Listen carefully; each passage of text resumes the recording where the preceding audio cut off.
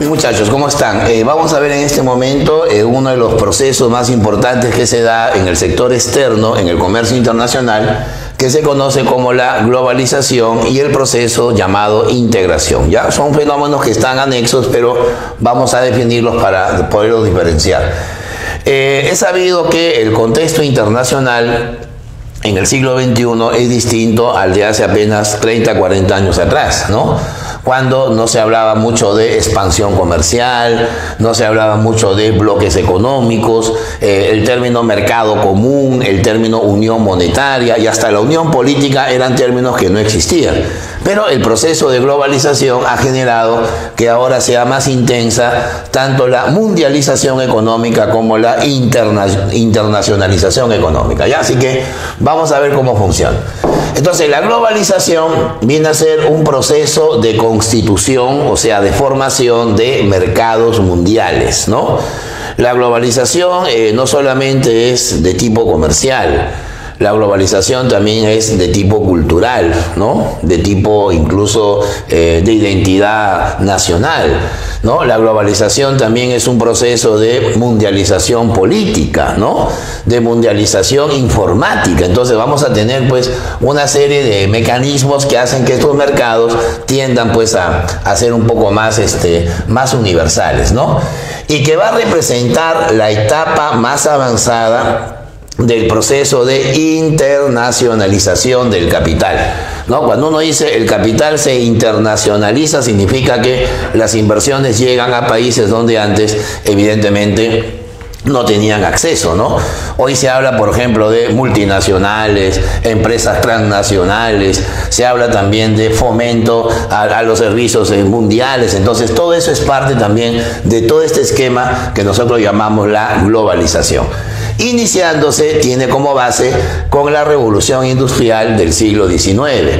Si lo identificamos históricamente, sería la segunda etapa de la revolución industrial, que más o menos se da a mediados del siglo XIX, cuando empieza pues el desarrollo de la electricidad, el descubrimiento del petróleo, ¿no? Toda una serie de factores que evidentemente podemos mencionar de 3 categorías, ¿no? ¿Por qué se globaliza la economía mundial?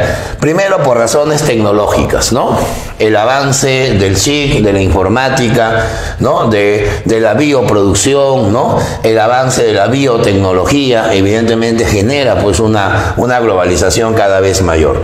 Históricamente también la globalización se da cuando los monopolios empiezan el proceso de expansión.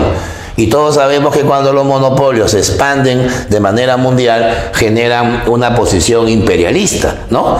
Acuérdate que el imperialismo es el fenómeno donde las economías se vuelven enclaves, se vuelven satélites de los países más ricos y donde aparece pues la dominación cultural, la dominación tecnológica, la dominación política. Todo eso es parte también de un proceso de imperialismo, ¿no? Y en la parte económica vamos a tener pues el desarrollo de las economías de escala, ¿no? Las economías de escala significa que hoy las empresas aprovechan la especialización, aprovechan la producción en grandes cantidades para reducir costos, ¿no? Entonces, si las economías hoy tienen costos de producción más reducidos, ¿no? Son más competitivas, son más eficientes, ¿no? Se desarrolla más el imperialismo y se desarrolla más la informática y la biotecnología, entonces vamos a tener pues una globalización cada vez en aumento, ¿no? Bueno, y parte de esa globalización es un proceso que nosotros llamamos la integración, ¿ya? La integración la podemos visualizar en la vida cotidiana. En la vida cotidiana, obviamente, las economías en cada bloque, en cada región, ¿no? Por ejemplo, hace años, ¿no? Uno hablaba mucho del pacto andino, ¿no? Hoy se habla de la comunidad andina y prácticamente la comunidad andina ya pasó a la historia. Hoy en el Perú hablamos de Alianza del Pacífico, el bloque que tenemos con los chilenos, con México, con Colombia, ¿no? En Europa se habla de la Unión Europea, el mercado común. En Norteamérica se habla del NAFTA, se habla del Tratado de Libre Comercio en esos países.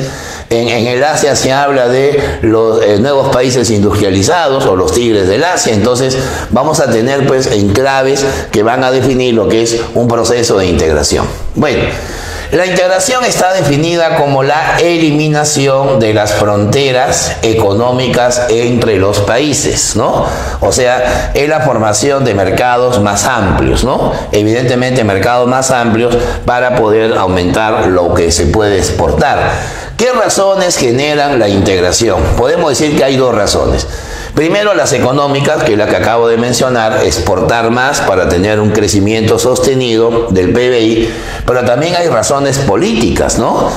Normalmente la convivencia de los países que son cercanos, de los países que son vecinos, ha generado en la historia siempre conflictos.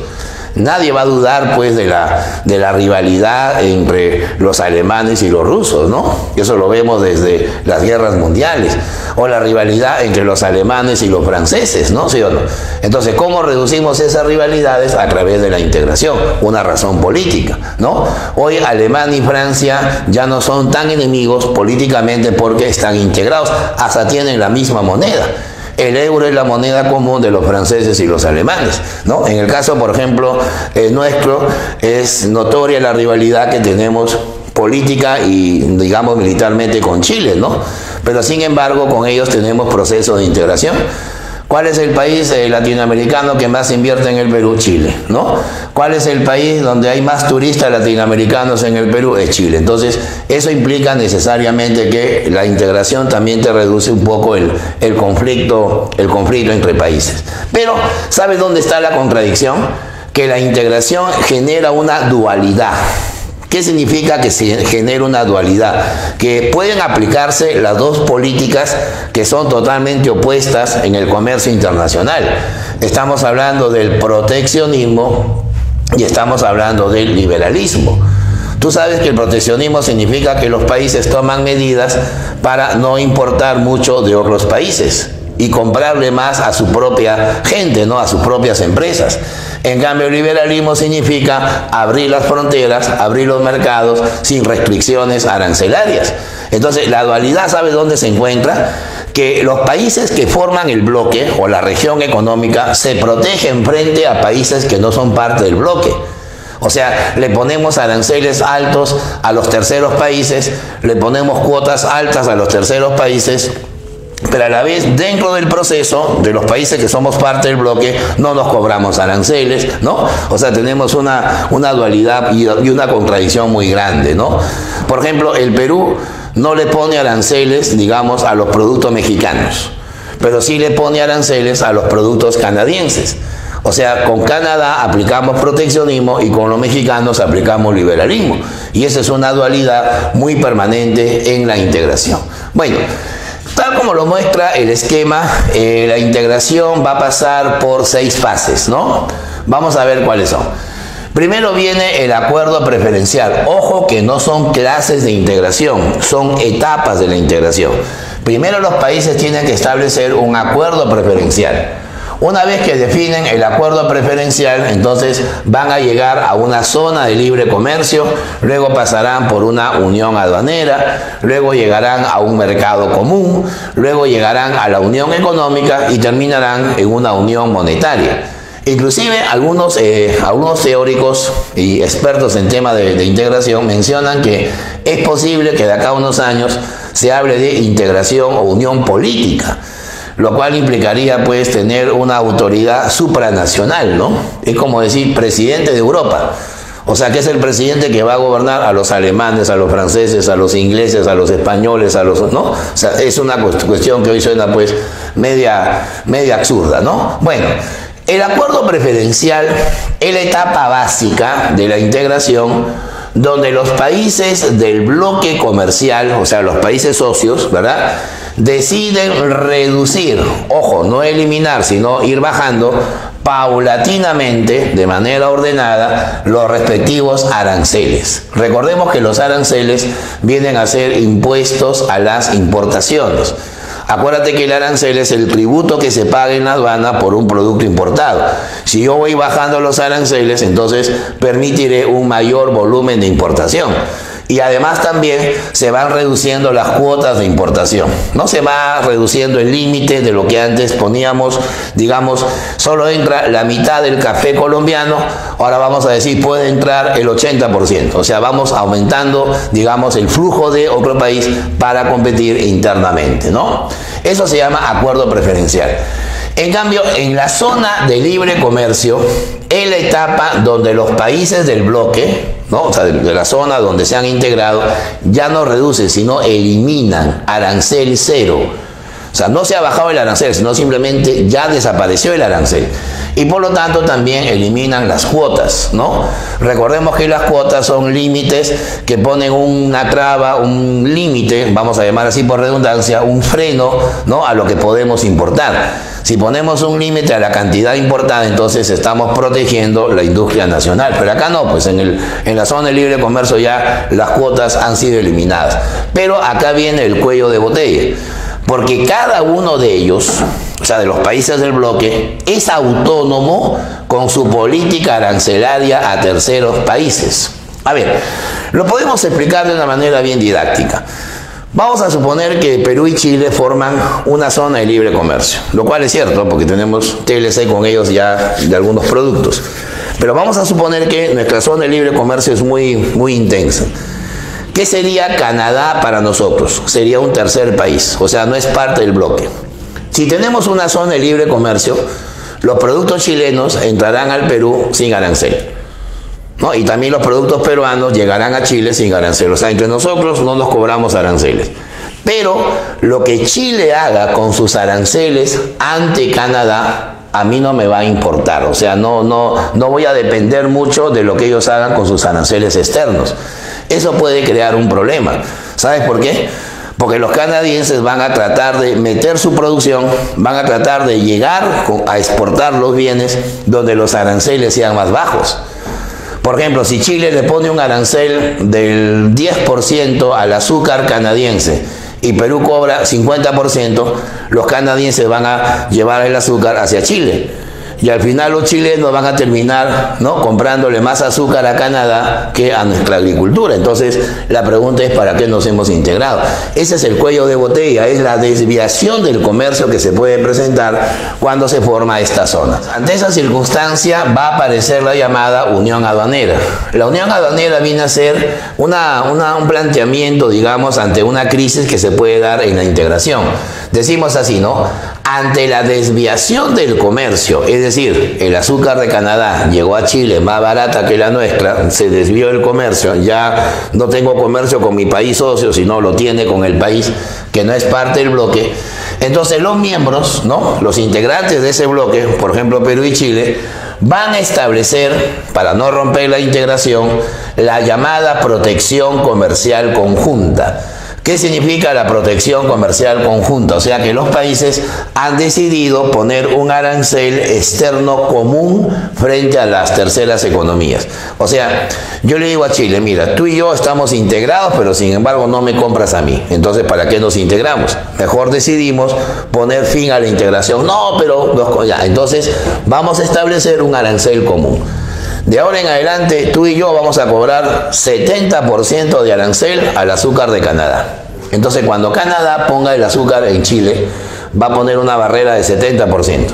Entonces, los canadienses van a decir, uy, nos ha subido los aranceles. Vamos a Perú y acá también le cobramos 70%. O sea, eso significa que el tercer país ya va a tener una política, digamos, más cerrada frente a nosotros, porque nuestros países se están protegiendo para aumentar el comercio en el mismo bloque. ¿Se dan cuenta? Esa es una forma de integración que se le llama la unión aduanera, ¿ya? Porque las aduanas están unificadas con el mismo arancel. Pero una vez que se ha consolidado esta unión, una vez que los países ya zanjaron sus diferencias y se protegen de manera conjunta frente a terceros países, entonces aparecerá el mercado común. ¿Qué cosa es el mercado común? Es aquella etapa en que los países, van más allá del proceso comercial.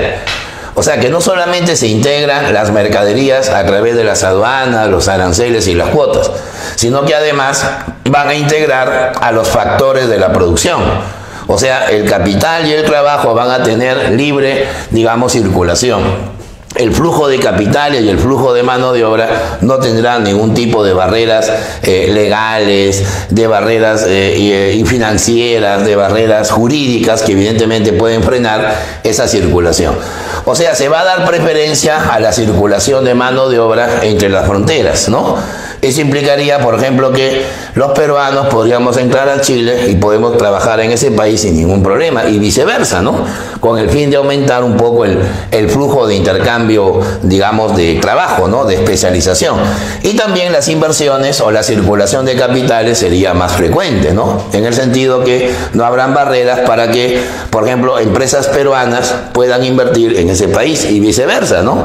En el caso, por ejemplo, con Chile, las inversiones chilenas acá son mayores que las nuestras en ese país, pero de todas maneras tenemos ya algunas inversiones debido al mercado común. El mejor ejemplo de mercado común es Europa, pues, ¿no? En 1957 se crea la Comunidad Económica Europea, hoy llamada simplemente Unión Europea. Son 26 países integrados, no solamente en mercancías, sino también en mano de obra, en capitales. Ahí no existen extranjeros. Un holandés que va a Italia no es extranjero, es comunitario. El español que se va a Francia no es español, es comunitario. Entonces se crea pues una especie de unidad laboral y de inversiones, ¿no? La unión económica ya es una etapa más compleja, es una etapa ya que va más allá de las consideraciones comerciales y productivas, ¿no? Porque dice que ahí se unifican los fines de política económica. Es como que tengamos el mismo manejo económico en todos los países. Es como que tengamos un solo ministro de Economía, lo cual no es cierto porque son diferentes en cada país, pero es como si tuviéramos un mismo pensamiento económico en las metas y en los objetivos. Como por ejemplo, tener un crecimiento sostenido, ¿no? La meta es crecer 5% este año y todos deben crecer 5%. O sea, el PBI hay que ajustarlo en las medidas macro para lograr un crecimiento sostenido y sobre todo un poco más homogéneo, ¿no?